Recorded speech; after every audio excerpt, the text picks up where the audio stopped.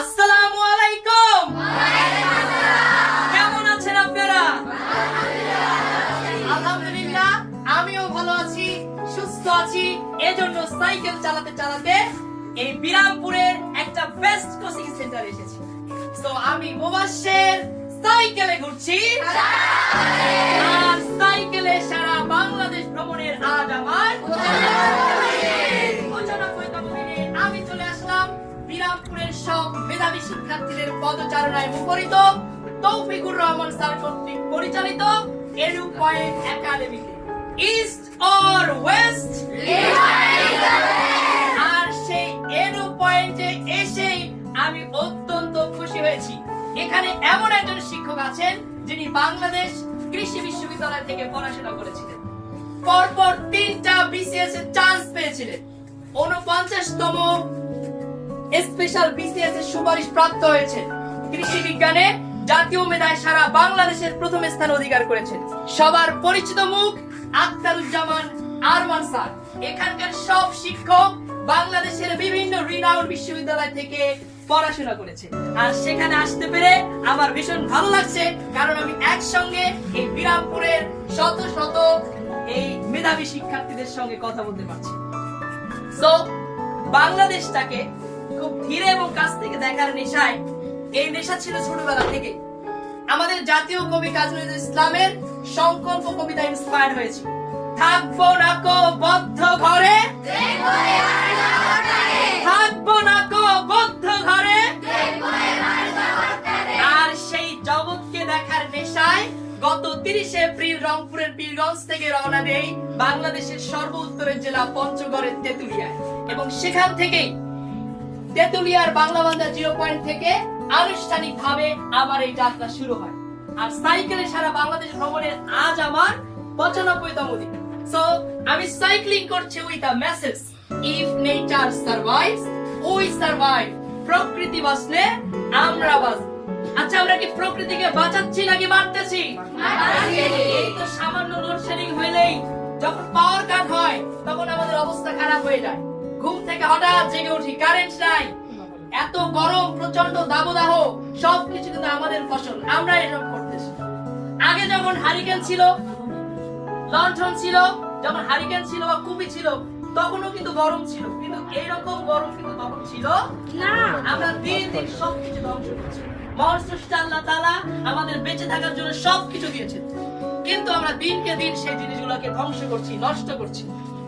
So তোমাদের প্রতি আমার একটা রিকোয়েস্ট থাকবে, কমপক্ষে একটা গাছের চারা লাগাবে এবং সেই গাছের যত্ন নেবে, কারণ প্রকৃতি বাঁচলেই আমরা বাঁচবো। আমরা বনভূমিকে সংরক্ষণ করলে প্রকৃতি বাঁচবে, আর প্রকৃতি বাঁচলে আমরা বাঁচবো।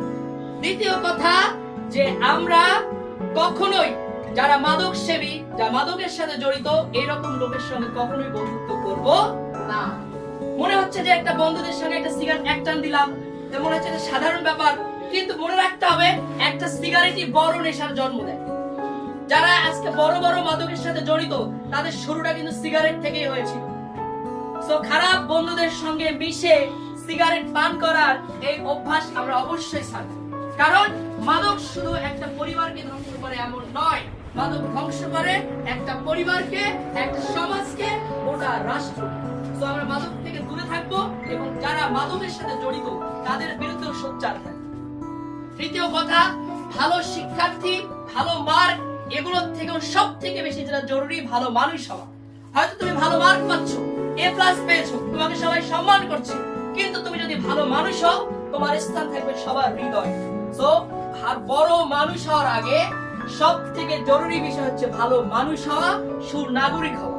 আর তুমি যখন কোনো কিছু করবে, তোমাকে নিয়ে যখন কেউ কোনো কথা বলবে, যে তোমার নামে অপবাদ ছড়াবে, তোমাকে নিয়ে কটু কথা বলবে, তুমি চুপ থাকবে, সব সময় চুপ থাকবে, এবং যে বিষয় নিয়ে তোমাকে অপবাদ দিচ্ছে এই বিষয়ে কোনো রিপ্লাই করার কোনো প্রয়োজন সব সময় ইগনোর করব।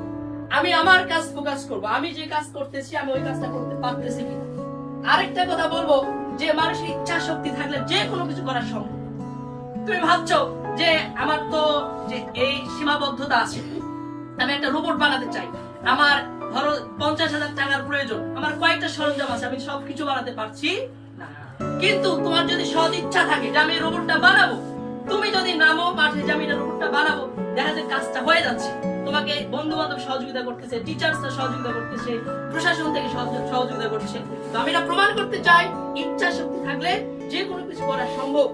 সো আমি তো সাইক্লিং করছি, এটা কি সবার দ্বারা সম্ভব না, এটা কিন্তু সবার দ্বারা সম্ভব। এই সাইক্লিং করতে প্রয়োজন শক্তি, সাহস আর সামর্থ্য, এই সব কিছু নিয়ে কিন্তু বের হয়েছি করতে। বিপুলায় পৃথিবীর কতটুকু জানি, দেশে দেশে কত না নগর রাজধানী। সো এই নগর রাজধানী দেশকে জানতে গেলে আরো বেশি করে পড়াশোনা করবে, সুশিক্ষায় শিক্ষিত হবে, আর আমার জন্য দোয়া করবে যাতে নিরাপদে সারা বাংলাদেশ ভ্রমণ সম্পন্ন করে বিশ্ব ভ্রমণে বেরিয়ে পড়তে পারে। So after exploring Bangladesh, I will go to Saudi Arabia to perform Hajj, then the other countries of the world. So হজ পালন শেষে আমার বিশ্ব ভ্রমণ শুরু করতে চাই নেপাল থেকে। সো এই জন্য তোমাদের সবার দোয়া প্রয়োজন, ভালোবাসা প্রয়োজন, যাতে নিরাপদে বাংলাদেশ ভ্রমণ করে বিশ্ব ভ্রমণেও আমি বেরিয়ে পড়তে পারি। I will meet you, I will come again here in Birampur. So see you.